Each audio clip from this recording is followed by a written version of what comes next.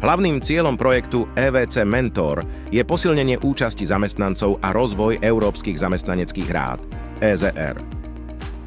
Dôraz je kladený na riešenie problémov, ktoré vyplývajú z dvojitej transformácie, zelenej a digitálnej transformácie v oblasti práce. Konzorcium sa skladá z vplyvných odborových zväzov a zamestnávateľských organizácií v metalurgickom sektore. Jeho cieľové skupiny predstavujú členovia z krajín strednej a východnej Európy, ČEE, predstavitelia odborov a zamestnávateľov, zamestnanci, ktorí sa zaujímajú o založenie EZR vo svojich podnikoch.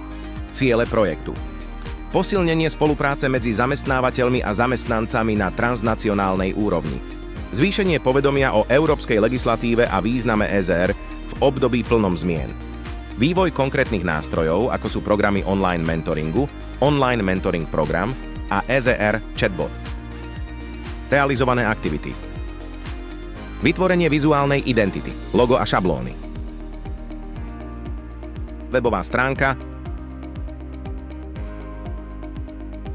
sociálne siete a informačné materiály. Kľúčové udalosti: stretnutie pod názvom Skúsenosti z minulosti v službách budúcnosti. EZR Akadémia online mentoringu, EVC Online Mentoring Academy, 4 virtuálne školenia, vytvorenie chatbota s obsahom v poľskom a anglickom jazyku. Výsledky a ich dopad: budovanie silnej siete mentorov a zástupcov zamestnancov. Školenia a coaching prostredníctvom online akadémie a mentoringových programov v krajinách, ako sú Poľsko, Portugalsko, Litva a Španielsko.